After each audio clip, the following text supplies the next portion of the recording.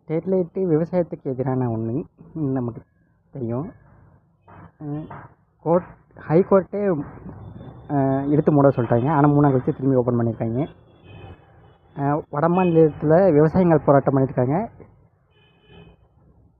அது வெற்றி அடைஞ்சிட்டாங்க. நம்ம ஊர்லேயும் அதே மாதிரி போராட்டம் பண்ணாங்க. ஆனால் தீவிரவாதின்னு 13 பேரை போட்டு தள்ளிட்டாங்க.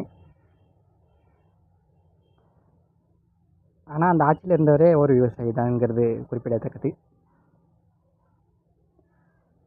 இப்போ அதே மாதிரி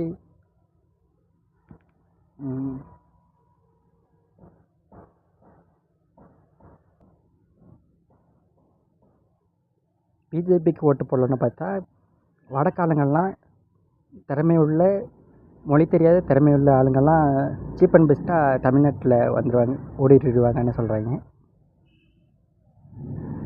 அதாவது ஜியோ ஏர்செல்லை காலி பண்ண மாதிரி